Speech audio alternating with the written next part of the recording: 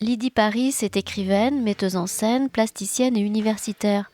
Lundi 20 janvier 2020, elle présentait à la librairie Ombre Blanche son roman intitulé L'opposante de la presqu'île, publié aux éditions Domins, lors d'une conversation avec Patrick Marot.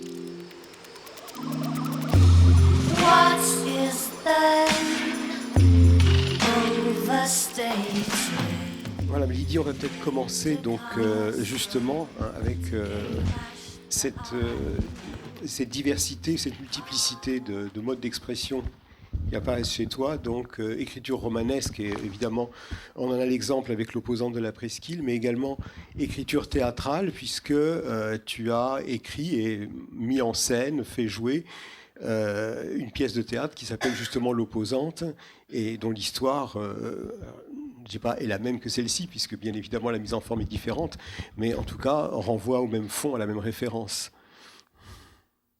Oui, c'est vrai.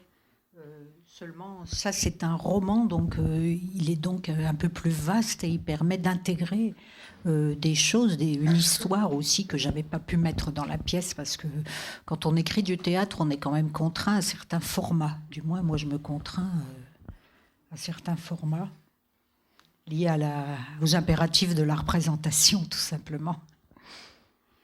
Mais alors, donc tu as commencé par l'écriture de la pièce de théâtre, le roman Oui. est venu après. Qu'est-ce qui t'a poussé à changer de forme ? Est-ce que finalement le dispositif théâtral ne disait pas tout ce que tu voulais dire ? Non, en fait, l'idée, c'était que pour écrire il y a eu plusieurs étapes d'écriture, et il y avait l'histoire de l'opposante, qui est cette femme de 97 ans qui est morte après un passage à la maison de retraite. Et ensuite, il y avait l'histoire de sa fille, qui est morte aussi avant, sa mère, et qui s'était suicidée. Et ce suicide a un rapport avec le secret familial caché par la mère. Et ça, j'avais écrit carrément un livre sur la fille. Et du coup, ça, c'était pas du tout dans la pièce. Et parfois, les spectateurs me disaient, tiens, mais alors, oui, on entend parler de cette fille-là qui s'est suicidée, mais on aimerait en savoir un peu plus. Voilà, c'était simplement évoqué en 2 lignes, ou presque dans la pièce. Donc, voilà, c'est une manière de développer cette histoire de relation filiale aussi, mère-fille. Est-ce que en fait, je pense que beaucoup ici connaissent le fond de l'affaire, si je puis dire, mais peut-être pas tout le monde. Est-ce que tu peux revenir donc sur cette histoire comment est venue cette histoire cachée quelles sont finalement les circonstances de sa révélation ? Est-ce que tu peux nous le rappeler ou nous l'apprendre ? Oui. Donc, déjà, au niveau de la publication simplement, c'est que l'opposante, le texte théâtral L'opposante est paru en 2015. Il est paru 2 ans après la mort de ma belle-mère, qui est morte en 2013. Voilà. Et ses enfants avaient retrouvé des lettres donc dans une armoire d'une correspondance pendant la guerre avec un soldat allemand, voilà, qu'elle a tout le temps gardé, qu'elle a tout le temps vu pendant toute sa vie. Alors moi, par contre, l'opposante, mon texte L'opposante est né, je l'ai écrit assez vite après la mort de cette femme, parce que moi j'avais déjà écrit sur cette femme avant, bien avant que ces lettres aient été découvertes. J'écrivais sur elle depuis 10 ans. Et donc je prenais des notes sur elle, je la regardais, et pour moi c'était un personnage déjà, mais indépendamment de toutes ces histoires de secrets de famille, de guerre mondiale, de machin, de tout ça. Moi, je prenais déjà des notes sur elle bien avant. Voilà. Et c'est comme ça que le texte a été créé, à partir de ce long glissement dans la vieillesse. C'était moi c'était ma thématique. Voilà. Et après, donc le texte a été joué, il a été créé au Ring, ici à Toulouse, avec Marie-Angèle Vorse dans le rôle de rien du tout, parce qu'ils n'avaient pas de rôle, et Yves Gourmelon, disons, qui se répartissait les voix. Voilà. Et ensuite, Après, donc je l'ai écrit à Ouessant, le texte, en fait. J'ai remis en forme toutes mes notes que j'avais depuis 10 ans et j'ai commencé à écrire le texte à Ouessant. C'était avant que Yves Gourmelon, le fils donc de ma belle-mère, se mette lui-même à écrire un livre sur l'histoire des lettres. C'est-à-dire, on a retrouvé des lettres, mais ça correspond à quoi? Comment on pourrait les resituer dans le parcours qu'elle a pu faire pendant la guerre? Voilà. Donc c'est son enquête qu'il a fait lui-même, qu'il a publiée ensuite, l'an dernier, Lettres de l'ami allemand, qui est une enquête du fils qui essaie de savoir ce qu'a fichu sa mère pendant la guerre mondiale. Il a publié chez Domins. Et qui est publié aussi donc, aux éditions Domins.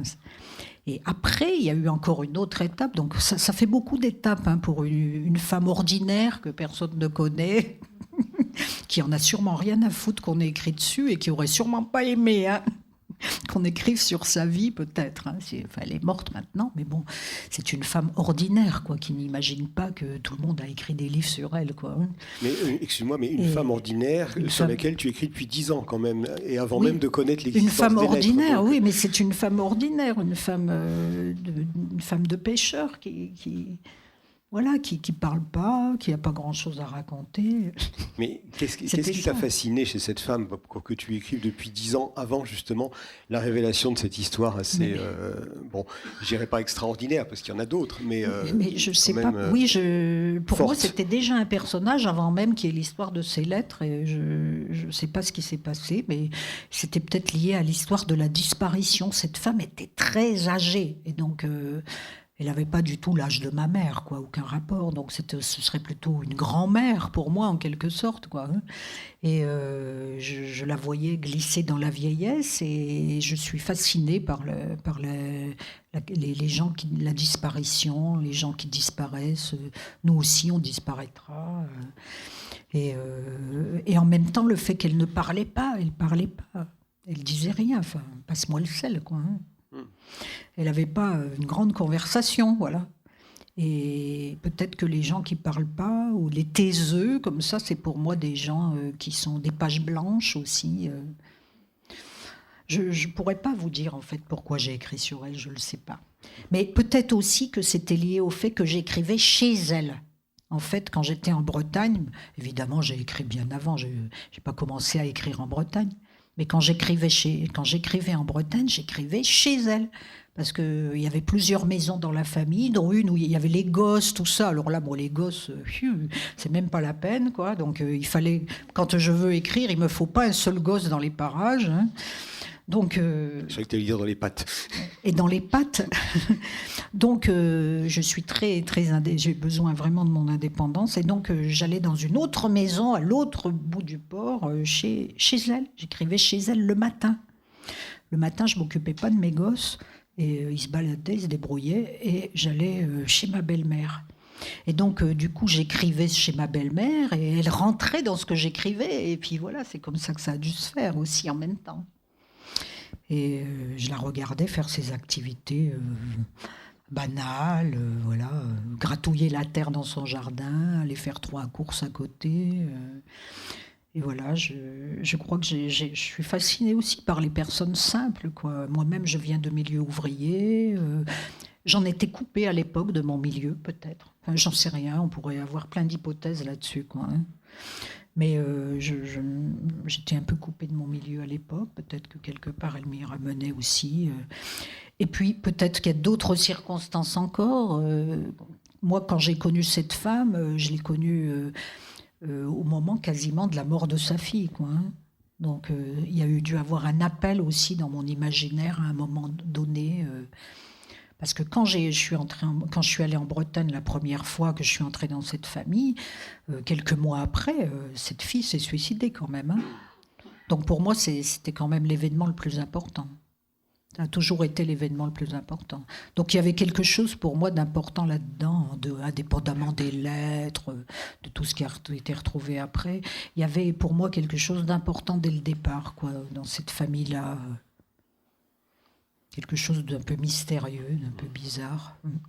Tu viens d'évoquer donc les lettres de l'ami allemand, donc d'Yves Gourmelon, et il y a quelque chose d'un peu surprenant dans le fait que sur la même histoire, finalement, vous ayez écrit non pas à quatre mains, mais chacun de son côté, justement, sur cette histoire. Est-ce que tu peux revenir? C'est une situation qui est quand même relativement atypique pour le coup. Est-ce que tu peux revenir là-dessus? Qu'est-ce qui vous a poussé à écrire éventuellement chacun justement de son côté sur cette même histoire? Mais on n'était pas dans les mêmes tempos du tout, quoi, hein. Moi, le tempo d'écriture, il a commencé 10 ans avant. Et lui, il a eu ce moment circonstanciel de la découverte des lettres où il a eu envie de faire un parcours historique. Pour tout d'abord, il écrivait ça à destination de sa famille pour essayer d'offrir ça à ses frères et sœurs pour comprendre ce qu'elle avait fait pendant la guerre, quoi, hein. Et oui. Et moi, j'étais dans autre chose. Enfin, c'est des projets qui ne sont pas du tout les mêmes, en fait, quoi. Donc, on n'a pas décidé à deux d'écrire sur sa mère. Ça, on a bien compris. Oui, Oui, voilà. tout à fait. Mais ça a quelque chose d'atypique, effectivement. Oui, c'est sûr, voilà. oui. C'est sûr que c'est atypique, certainement. Je veux bien le croire. Je voudrais, si tu veux bien, que tu me fasses une première lecture, si ça te convient. Je vais vous lire le début, alors. Dimanche, la France a déclaré la guerre au Mali. Je suis morte ce dimanche. Vendredi, vous célébrez mes funérailles à l'église. Samedi, vous brûlez mon corps au funérarium. Puis, vous revenez au port. Vous déposez mes cendres au cimetière à côté de celles de votre père. Quelle idée! C'est bien loin que j'aurais dû reposer, bien loin d'ici. Ailleurs, dans un pays étranger. Mais je n'ai pas eu le courage de vous avouer. Je ne vous ai rien dit. Jusqu'à la fin, je n'ai rien dit. Me le suis imposé, faut bien. Jusqu'au dernier souffle, j'ai tenu le coup. La mort n'est rien. Je veux que vous le sachiez. Je suis seulement passée dans la pièce d'à côté. Vous pouvez venir me voir quand vous voulez, mes chers enfants. Et surtout, ne dites pas, comme Dieu le Père, je suis venu vous voir, mais vous n'étiez pas chez vous. À présent, je suis chez moi. Je suis moi, enfin. Continuez à me parler normalement, à fêter Noël avec moi, et mes anniversaires et la Toussaint, mais pas ici, partout où vous voudrez, mais pas ici. Ici, l'océan se fout des humains. Le temps des naissances et des morts ne l'intéresse pas. Que nos mots existent ne l'intéresse pas. Vous serez avec moi à Paris, en Normandie, dans le Sud, au Canada, dans les îles, où vous voudrez. Faut bien, mais pas dans ce cimetière où je repose à côté de lui. La mort n'est rien, je suis seulement passée dans la pièce d'à côté. Priez pour moi, vous ne me voyez plus, mais je suis dans vos pensées. Vous ne m'entendez plus, mais écoutez le vent, écoutez le paysage. Je suis là, partout je suis là. Faut bien, vous vous êtes tellement promené en pensant à moi. Je suis le paquebot blanc qui luit à l'horizon. Je suis les voiliers qui gonflent leurs voiles par grand vent. Je suis de tous les côtés de l'horizon courbe. Je suis dans le paysage où vous étiez petit. Je n'ai jamais eu le courage de vous dire que je vous aimais. Je suis une femme dure, je le sais, faut bien. Mais vous êtes devenus de bons enfants et je suis fière de vous. Alors, le roman est écrit du point de vue d'une morte. On s'en est aperçu effectivement à cette première lecture. Qu'est-ce qui t'a amené à un tel parti pris? Eh bien, je pense que j'écris... il y a sûrement un rapport à la mort, toujours dans mon écriture, c'est vrai. La mort est un thème qui m'intéresse beaucoup, parce que la mort fait partie de la vie. Et par exemple, Proust écrivait que notre vie est faite d'une multiplicité de morts successives. Ça m'a toujours frappé, ça. Je crois que... Et puis ensuite, ici, alors ça c'est pour parler en général, mais ici, par rapport à ce personnage-là, il y avait quand même une urgence, parce que l'urgence de cette disparition, cette femme, elle était très âgée, et à un moment, elle allait disparaître, comme j'ai dit tout à l'heure. Donc c'est lié à cette idée de la disparition aussi. Alors, mais je crois que la mort, c'est aussi un moyen de comprendre la vie, un moyen surtout de mettre en perspective la vie, quoi, hein. Ce qui m'intéresse, c'est pas la mort, bien sûr, c'est la vie, puisque la mort, de toute façon, on n'en sait rien, hein, de ce que c'est. Donc, je pense que C'est un sujet qui me passionne parce que c'est une manière d'aborder la vie. Et en plus, là, il s'agit d'une morte qui est passée qui était du 4e âge, donc qui est morte à 97 ans. Et ce qui m'a fascinée, c'était pas la mort, parce que la mort ne me fascine pas en fait. Par contre, la vie me fascine. Et ce qui me fascinait, c'était que cette femme, quand elle était très, à la fin, grabataire, elle pouvait plus dire un mot, elle avait même plus son dentier à un moment. Et elle était couchée, toute maigre. On aurait cru que vraiment pour la société, elle était conforme à l'idée qu'on peut se faire du déchet, quoi. Je dis ça.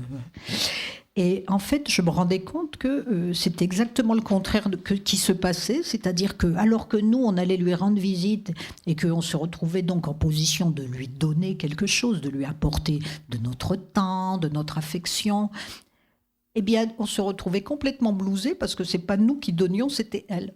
Et donc, on se retrouvait, moi en tout cas, je me retrouvais riche un petit peu de ces moments passés avec elle. Comme quoi, tout était inversé. Voilà. Donc, je ne sais pas si vous comprenez, mais bon, je crois que c'est... Oui. On voit bien dans le roman, effectivement, comment progressivement elle perd tout. Hein.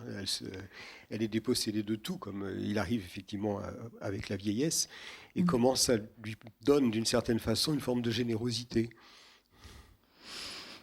Oui, je ne sais pas, oui. Peut-être, oui. Alors, oui, certainement. Oui. Il y a un dispositif narratif que tu adoptes d'autre part, qui est celui finalement du compte à rebours à partir du moment de la mort. Ça, c'est quelque chose qui est tout à fait original et qui conduit en réalité l'ensemble de la structure du roman. Qu'est-ce qui t'a amené à construire ce dispositif ? Oui, c'est venu assez rapidement. C'est cette fascination de commencer une histoire par la fin. Bon, c'était un petit peu donné par le thème. Par la réalité, puisqu'elle était morte. Commencer par la fin pour revenir sur le début, oui, comprendre les jeux de glissement, comment elle passait à la vieillesse, mais qu'avant elle était jeune. Et voilà. Et en plus, il y a quelque chose de fascinant là-dedans, parce qu'on ne connaît jamais l'heure de notre propre mort. Et donc là, le fait d'adopter ce point de vue post-mortem, comme si elle connaissait l'heure de sa propre mort, je trouvais ça assez fort.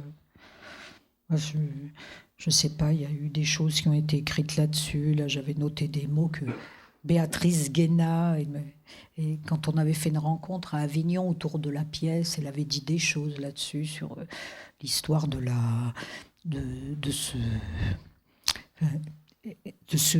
créer un destin à travers cette femme à partir de ce compte à rebours.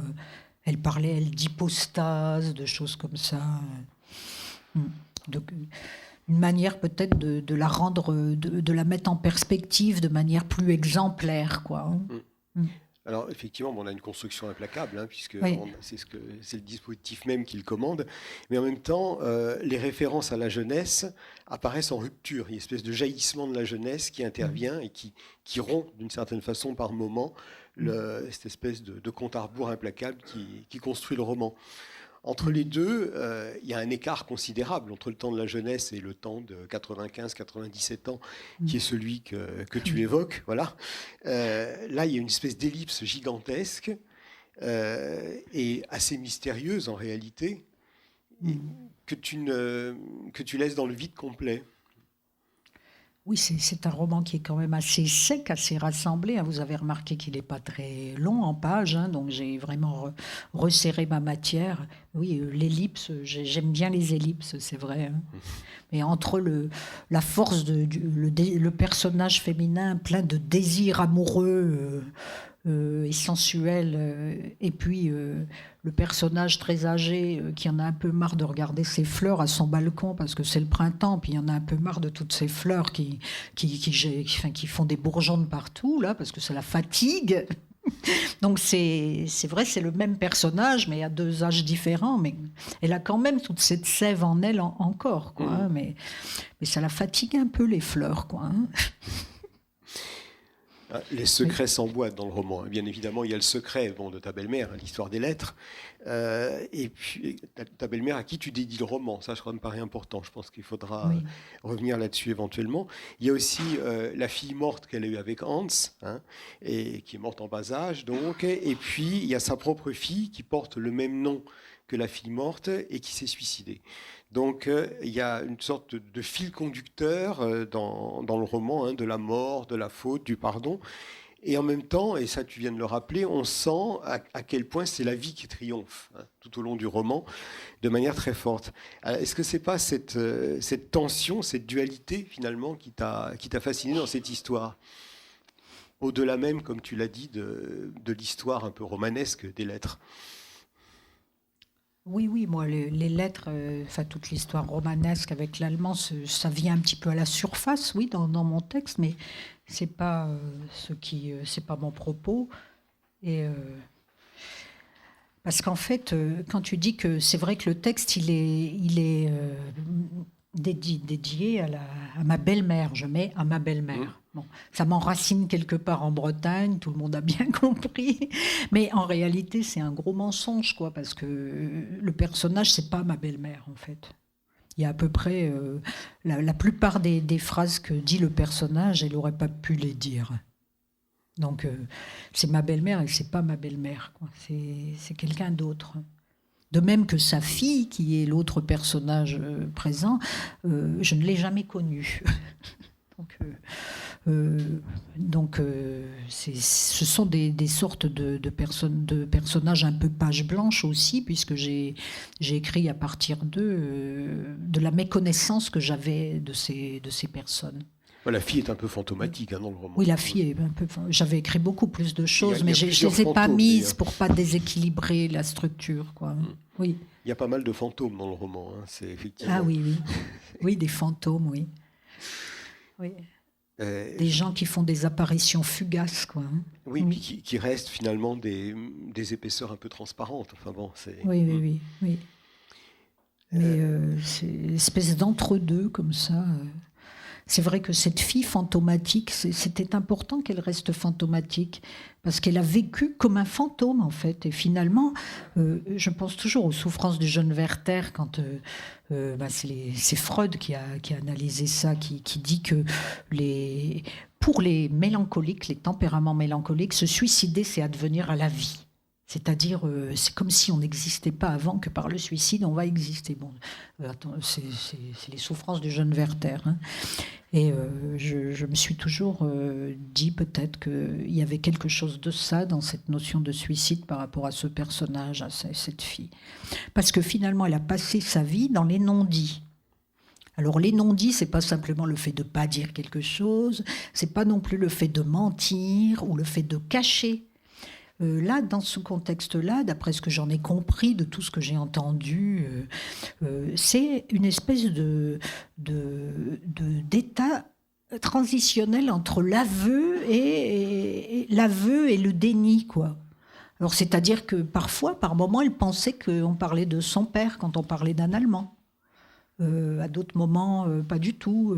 Donc, elle ne savait pas du tout où elle en était. Elle était complètement paumée, en fait. Et donc, c'est une façon d'empêcher les gens d'avoir une vraie identité, quoi. Donc, je l'imagine comme une personne qui a traversé sans doute la vie de manière fantomatique. Elle est morte très jeune. Elle avait, je ne sais pas, 40 ans, 45 ans. Et... elle a traversé sa vie de manière fantomatique comme ça, sans identité, comme si sa vie, c'était la face montrée d'un iceberg, donc une grande partie lui échappait, mais sans doute la hantait dans ses rêves. Enfin, j'ai imaginé le personnage de cette manière-là, quoi. D'une certaine manière aussi, elle réalise finalement le programme d'une histoire impossible. Elle réalise par son suicide, le programme d'une histoire impossible. Oui, ça je me l'étais pas dit, mais oui, c'est tout à fait ça. Enfin, c'est l'impression effectivement que ça peut... Oui, puisque donc le personnage de ma belle-mère, disons, a eu un enfant, vous avez compris, pendant la guerre avec cet officier. Enfin, c'était pas un officier, un soldat ordinaire.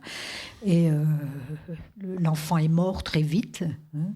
Et ça, personne ne le savait. Aucun enfant de la famille ne savait qu'ils avaient une petite sœur qui était morte. Elle a donné le même nom ensuite à la première fille qu'elle a eue, voilà, qui était la fille cadette, donc. Non, que nous ne connaissons pas, je crois. Que nous ne connaissons pas. Enfin, dans le roman, par le roman, j'entends. Oui. Ce qui, évidemment, est important. Oui. Après, bon, quel était son nom réel, je veux dire, c'est autre chose, mais voilà. Et on pourrait peut-être faire une deuxième lecture, si tu veux bien.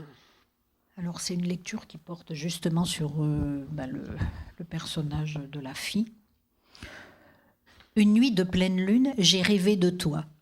La nuit était bien avancée. Je te vois t'asseoir à ton atelier de tissage dans ta maison. Tu tisses en écoutant une chanson de Dalida. Je veux mourir sur scène, c'est là que je suis née. Tu chantes que tu reviendras. Tu recommenceras tout depuis les origines. Tu reprendras le tissage depuis le début, tu chantes. Tu dénoueras les fils de chaîne et les fils de trame. Tu cesseras de jouer les Pénélopes. Ulysse ne reviendra pas, il n'est jamais parti. Tu chantes, tu changeras les fils de trame. Tu changeras de métier, de corps, tu chantes. Sur ton berceau, une autre fée se penchera sur ton visage rond comme la lune. J'entends encore tes gazouillis de bébé, tes vocalises comme s'ils étaient toujours en moi. Tes petits cris, tes pépillements, tes sursauts d'étonnement, les petits cris de mon enfant. Oui, j'ai rêvé que la fée était venue, que tu avais tissé les fils à l'envers et que sous la lune, la fée avait accepté de se pencher à nouveau sur l'être que tu étais. La fée avait dit que tu étais promise à un beau destin. La fée avait choisi pour toi le meilleur des destins. Tu en aurais la force, n'importe quel destin, mais pas celui-là, ma fille. Alors, on vient de le voir à travers cette lecture, hein, le roman est d'une certaine manière un hommage aux morts et un bouleversant hommage aux morts, hein, je trouve.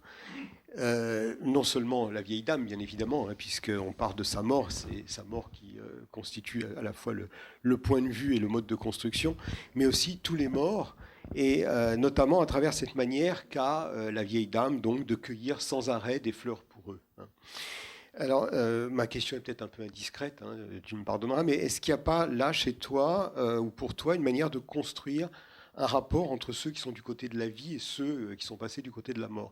Est-ce que ce n'est pas ça, en définitive, cette espèce d'entre-deux, à la fois qui constitue l'espace narratif et qui en même temps est évidemment aussi un impossible ou un inconnaissable, qui te requiert au premier chef? Je ne sais pas, en tout cas, quand tu parles de cette idée cette notion de rituel avec les fleurs, tout ça, oui, j'aime bien cette idée de rituel mortuaire. C'est quelque chose qui me plaît beaucoup. Ces fleurs qu'on adresse aux morts. Pour moi, le degré d'évolution d'une société est toujours lié, à mon sens, aussi au rituel qu'on développe envers les morts, la manière de faire des hommages aux morts. Après, oui, je ne sais pas quoi te dire par rapport à cette idée, cette question que tu me poses sur les personnes qui sont entrées dans la mort. Je crois que j'aime bien l'idée du dialogue avec les morts aussi. Bon, c'est dans la fiction, par le biais de la fiction. Mais d'ailleurs, ça me fait penser à quelque chose qu'une personne m'a dit en lisant le livre. Elle m'a dit ton livre, il me fait penser à des rituels Dogon, justement de rapport avec les morts, de dialogue avec les morts après la mort. Bon, c'était très curieux, mais... Ça répond tout à fait à ma question. Oui. Mais là, par exemple, dans l'image qu'on avait immobilisée tout à l'heure, où il y avait un festin avec des lapins, des gens à tête de lapin, et puis deux personnages, la grand-mère et la fille, c'est la scène à laquelle je tenais le plus dans ma pièce Les Devenants. C'était la scène centrale, c'était la scène de la fille la petite fille qui allait parler avec sa grand-mère, qui était morte donc.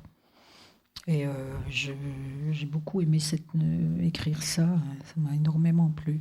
Je confirme que c'est la scène qui frappe le plus, enfin, de mon point de vue, dans la pièce. Oui, c'est ma scène fétiche aussi, oui. Alors, tu te mets dans la peau d'une dame de 97 ans, bon, 95 au début, mais enfin, ça ne change pas quand même grand-chose, qui sait qu'elle est en sursis. Comment est-ce que tu as vécu, toi, en tant qu'autrice, cette transposition ? Et alors ça, c'est une grosse question secrète. Non, mais je ne sais pas trop ce que j'ai vécu quand je l'ai vécu, ça je peux te le dire. Je sais juste que ça se passait à Ouessant et que c'est là que j'ai commencé à faire la première mouture du texte. C'est pas le fait que tu étais à Ouessant qui fait que tu t'es mis dans la peau de quelqu'un de 97 ans. Non, Voilà. pas du tout, non. Mais quand même, ça m'a aidé. Hein. C'est dur, là, Ouessant. C'est rude. C'est un environnement très, très rude, quoi, quelque part. C'est une expérience de limite, oui. Oui, je ne sais pas ce que je... Par la suite, il y a quelque chose qui m'a aidé à comprendre sans doute le parcours que j'avais pu faire à l'intérieur de ce personnage âgé. Parce que ici, à Ombre Blanche, c'était au même endroit, j'étais avec toi, Sylvie, et il y a eu l'anthropologue David Le Breton qui est venu présenter un livre ici. Et moi, j'avais déjà lu Disparaître de soi. Et je ne sais pas, tout ce qu'il a dit, ça m'a vraiment ramené à l'opposante de la presqu'île, à ce texte-là. Il parlait notamment, lui il travaille comme moi sur la notion de perte, la notion de perte de soi. Et d'ailleurs, on se voit maintenant, on est en contact. Et il aime beaucoup l'opposante d'ailleurs. Il aime beaucoup le texte. Et il parlait du fameux syndrome de glissement des personnes âgées. Et il disait qu'on ne sait pas finalement les personnes âgées, ce qu'elles vivent quoi, dans leur tête, quoi, pendant qu'elles vivent tout ça, qu'elles refusent la nourriture, qu'elles se laissent complètement aller, que c'est la déliquescence tous azimuts. Et c'est vrai que c'est un impensé pour nous, c'est un inconnaissable, c'est un impensé. Ça génère aussi une certaine culpabilité chez les personnes qui accompagnent ces personnes-là. Et voilà, c'est un impensé. Et lui, il aime bien aller chercher, dans les impensés aussi, comme moi, les extrémités quoi, de la conscience humaine, quoi. Et il dit, mais pourquoi est-ce qu'on voit juste le corps déliquescent ? Pourquoi est-ce qu'on ne s'interroge pas sur la notion de choix et de conscience ? Pour lui, il y a un abandon volontaire. Et il pense que les personnes qui se laissent aller, elles ont choisi en fait de quitter la vie quelque part, que c'est un choix, que la vie ne fait plus sens pour eux et que c'est un choix. Donc, ce sont des questions tout à fait vertigineuses. Mais en tout cas, il se trouve qu'à travers les notations que j'ai prises au jour le jour sur ce que je voyais par rapport à cette femme, il se trouve que j'ai eu des échos chez des personnes qui ont vu la première mouture, la pièce L'Opposante, des aides-soignants, des gens qui accompagnaient des personnes âgées, qui m'ont dit que c'était complètement fou, tellement c'était vraiment ça qu'eux, ils vivaient, quoi, que c'était très précis quoi, par rapport à la manière dont ils vivaient. C'est vrai que c'est frappant d'intériorisation de ce point de vue-là. Mais c'est vrai aussi qu'on voit bien que la vieille dame, d'une certaine manière, fait de chacune de ces perte de facultés ou de perte de possibilités, une sorte d'acte volontariste. Ça, c'est très net. Il y a une forme d'affirmation, en quelque sorte, à travers la déchéance. Et oui, c'est le fameux Es muss sein, là, comme une espèce d'instinct. Je le dis, faut bien, c'est voilà, ça, oui, ça, oui. Pardon, c'est l'allemand qui me, mais elle dit les deux, me vient. Oui, il y a le Es muss sein aussi. Oui, elle le dit en français et elle le dit en allemand, oui, tout à fait. C'est vraiment ça, quoi. D'ailleurs, il y a eu une fille qui est journaliste et qui a d'ailleurs écrit on a repris ces mots-là, une bouleversante adresse aux vivants et un témoignage sidérant sur le 4e âge. Et elle m'a dit, quand elle avait vu la représentation de l'opposante, elle m'a dit, mais moi, mon père, il est mort il y a 1 an, il m'aurait dit exactement ça. Et c'est vrai que cette façon que tu as eue de t'approprier justement cette forme de dépossession, en fait, c'est vraiment une sorte de Tour de France qui m'a beaucoup impressionné, qui m'a vraiment frappé. Et en particulier, cette façon dont tu arrives à investir finalement un corps qui n'est pas le tien, qui est tout autre. Encore. Et, voilà, et auquel tu donnes vraiment une présence très forte, très puissante. Donc là aussi, il y a cette espèce d'effet de transposition, de sortie de soi dans cette appropriation, qui est tout à fait frappant. Est-ce que tu peux revenir un peu là-dessus, ou sur la manière dont ça a pu se produire? Je ne veux pas entrer dans les secrets romanesques, mais c'est quelque chose qui effectivement interroge le lecteur incontestablement. Et je pense que écrire, c'est sortir de soi, quoi. Hein. Pour ne plus y rentrer, si possible. En tout cas, c'est sans doute un art de la disparition pour moi, mais c'est vrai que quand je me mets... Parce que je m'intéresse, j'ai écrit sur, bien sûr, cette femme-là, mais j'écris sur plein de femmes, en fait. Hein, et tout ça, c'est dans mes tiroirs. Hein. Et se glisser dans la vie des autres, quoi, c'est devenir une sorte d'éponge à un moment. C'est sortir de soi. Les limites deviennent poreuses entre soi, les autres, Et oui, je ne sais pas comment dire ça, mais alors quand tu parles de corps, c'est vrai que pour expliquer un petit peu ce qui se passe, moi je parlerais plus de chair, quoi, que de corps, quoi. Quelle différence tu fais?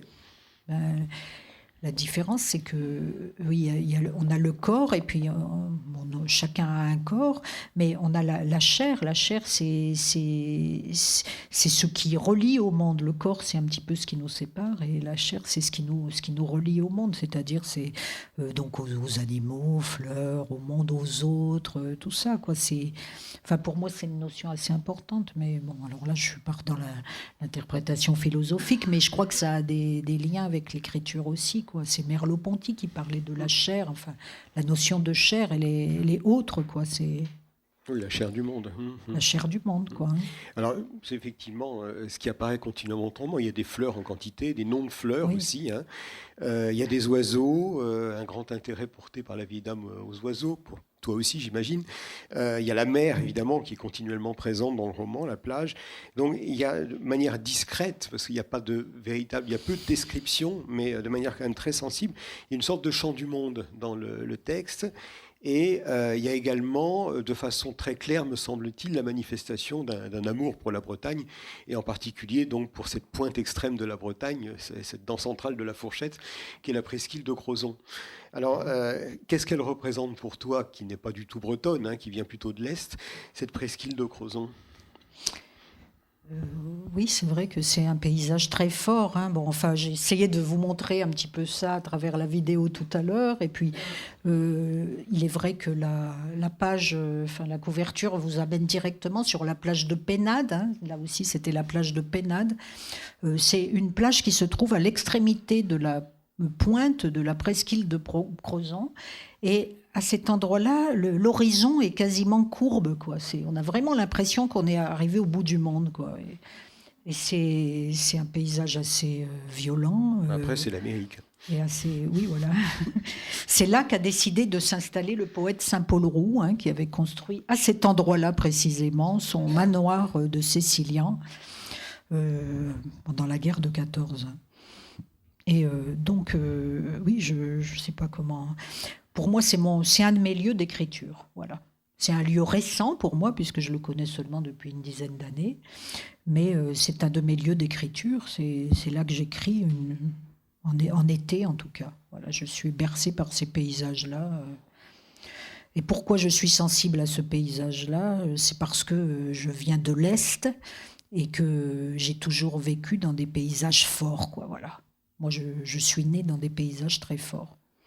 C'est-à-dire d'autres types de mer, c'est-à-dire la forêt. Moi, je viens des Vosges, et les forêts des Vosges, c'est quelque chose... c'est vrai que j'y suis retournée récemment, justement. Et quand on parle toujours de la mer, qui sont la mer, l'océan, tout ça, oui, mais il y a d'autres formes de mer et d'océan. Et d'ailleurs, c'est Caspar David Friedrich qui les a captés dans sa Poméranie. Là. J'étais dans les Vosges, donc, et j'ai vu des paysages, enfin une sorte de mer de nuages au-dessus des forêts de sapins. Là, c'était vraiment du Friedrich, quoi. Moi, je suis de là-bas, quoi. C'est vraiment mes origines, quoi, plus que l'océan, quoi. Mais en même temps, il y a quelque chose qui entre en dialogue, quoi. Dans un cas comme dans l'autre, ce sont des paysages primaires. Oui, c'est ça. Oui. Il n'y en a pas tant que ça, mais ils en font effectivement incontestablement partie. Donc mon autre lieu d'écriture, enfin je dirais le plus fort, c'est l'Est, quoi. Hein. Donc toutes mes pièces émanent, les pièces de théâtre que j'ai écrites viennent toutes de l'Est. Ton roman, Le Village aussi. Le roman que j'espère que je vais publier d'ici peu. Ah oui, j'aurais pas dû vendre cette flèche. Il y a à peu près tout ce que j'écris qui a pour origine l'Est. Mais la Bretagne, c'est aussi une source très importante, quoi. Oui. Là, tu as parlé de Saint-Paul-Roux à l'instant. Bon, c'est difficile d'éviter Saint-Paul-Roux quand on est à Crozon. Oui, c'est très difficile. Mais c'est bien évidemment aussi l'évocation donc d'un manoir qui a été détruit de façon sauvage, qui a brûlé pendant la Deuxième Guerre mondiale. Il y a tout un arrière-plan de la guerre qui apparaît là aussi de manière un peu fantomatique ou en filigrane dans ton roman, parce que rien n'est appuyé, jamais. Et qui apparaît donc non seulement à travers l'évocation bien évidemment de la Deuxième Guerre mondiale, à travers Saint-Paul-Roux, également à travers la guerre de Syrie, l'image assez horrible des enfants torturés que tu évoques.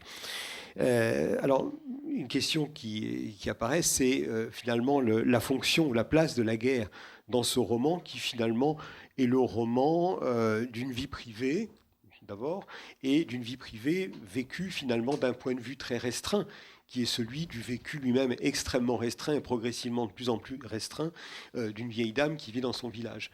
Donc il y a cet arrière-plan discret, mais en même temps présent de la guerre, et qui finalement revient à ce qu'on se pose, la question de savoir si pour toi, il y avait en définitive l'idée d'un tragique, ou l'idée d'un destin, quelque chose de cet ordre-là. Là, pour te répondre, là, il faudrait que j'y aille en cascade, parce qu'il y a ça ouvre plusieurs... Tu as droit à la cascade. Plusieurs pistes. Ça va, vous tenez le coup, oui. Donc, oui, il y a plusieurs choses qui sont... Ta question est vraiment très riche, là, et me fait partir dans plusieurs domaines, parce qu'il y a deux domaines. Il y a tout d'abord la guerre de 39-45, l'idée de Saint-Paul-Roux, ça c'est la première chose. Et puis la deuxième, c'est la présence de la guerre dans le texte. Et là, ça nous envoie complètement ailleurs. Donc, alors je vais répondre peut-être aux deux. Alors la première, alors Saint-Paul-Roux, la guerre de 39-45, le Camaret.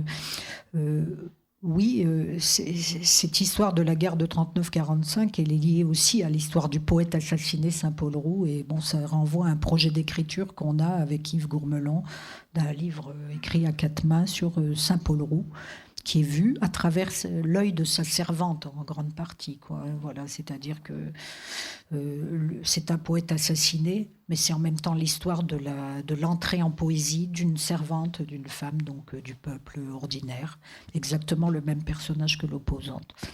Donc c'est pour ça que j'écris, enfin en ce moment, le personnage de l'opposante continue dans un autre roman qui est donc parce qu'elle était aussi servante chez Saint-Paul-Roux.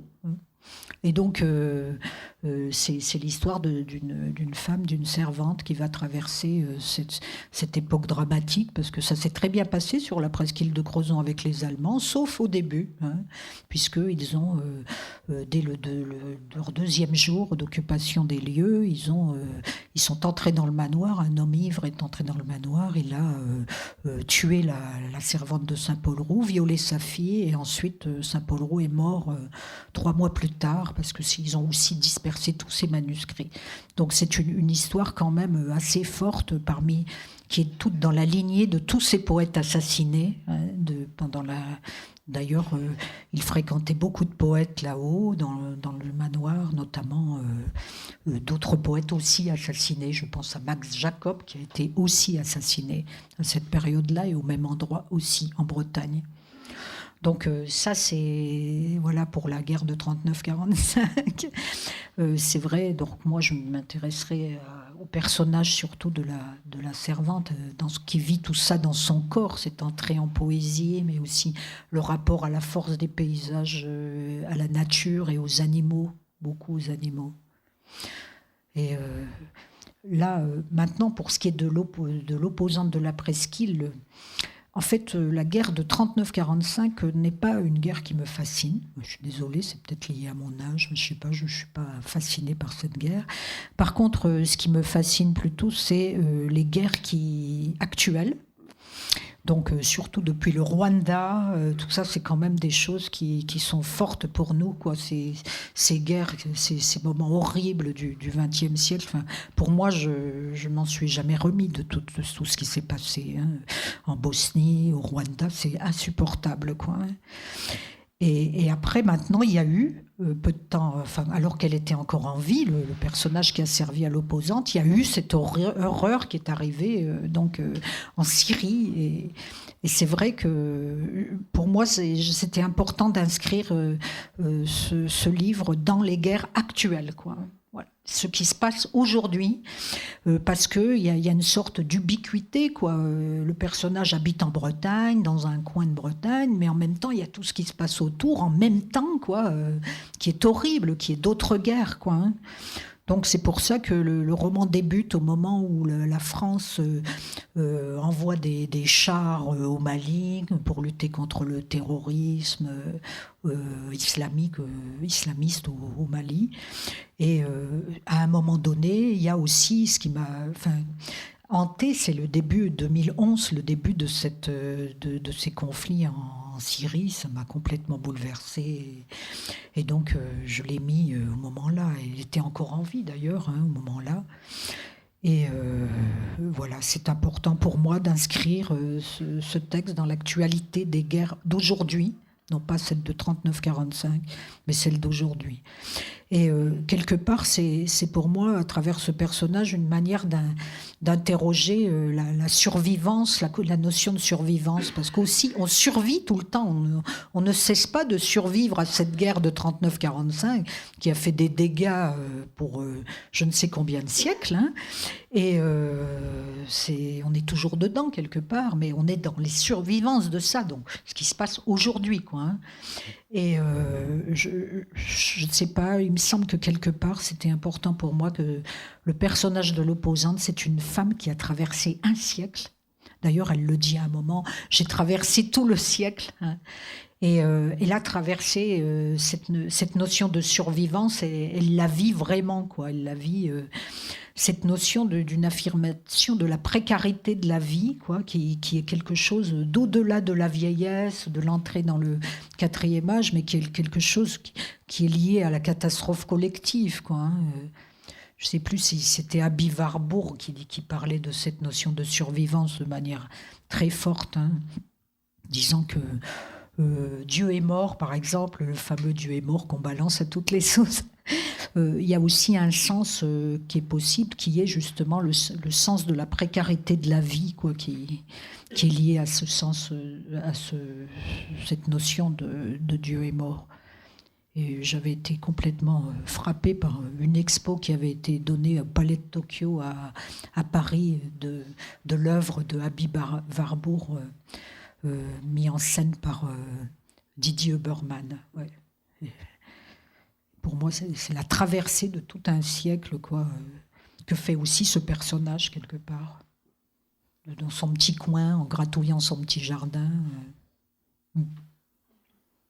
J'aimerais bien que tu nous fasses une troisième lecture, une dernière, peut-être.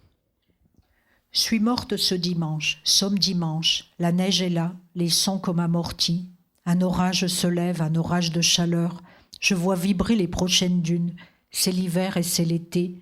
Je m'avance vers les prochaines dunes. La brume a tout recouvert. Il ne fait même pas froid. Les gens se parlent, on ne les entend même pas. La brume a tout envahi sur Pénade. Le manoir du poète a disparu dans la brume. On ne voit plus le lion de l'horizon, mais on l'entend. On ne voit plus à 10 pas.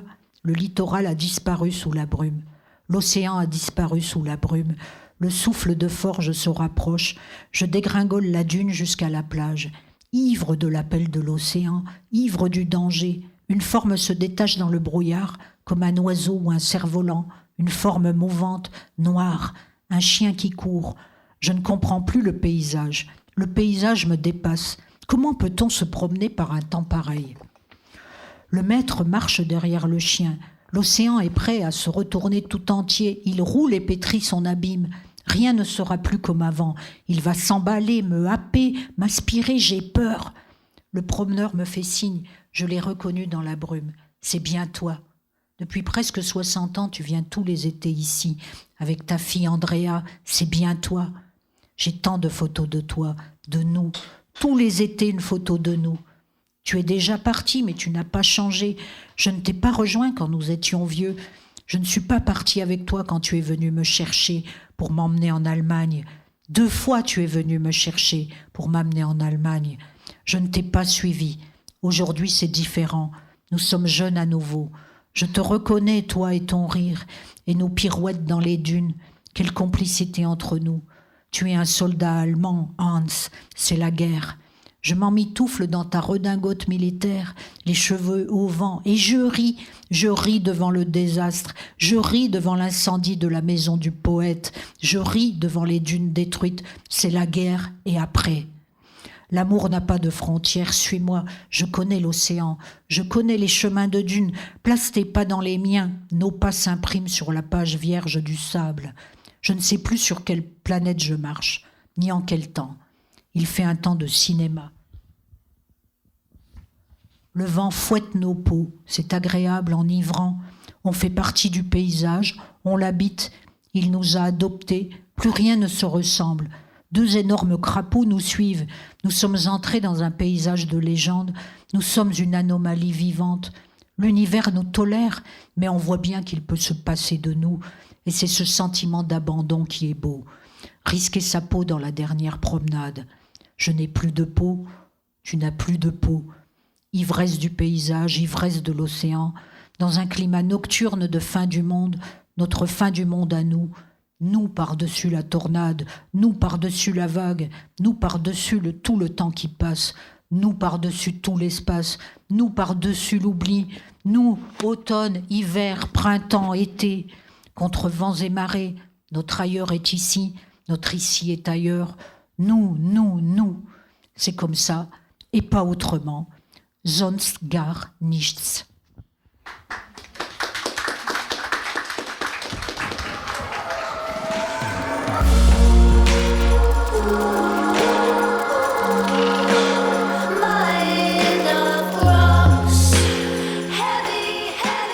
C'était Lydie Paris à la librairie Ombre Blanche le 20 janvier 2020 autour de la parution de son roman L'opposante de la presqu'île aux éditions Domins. Lydie Paris enseigne la pratique de l'écriture dans le master création littéraire de l'Université de Toulouse 2.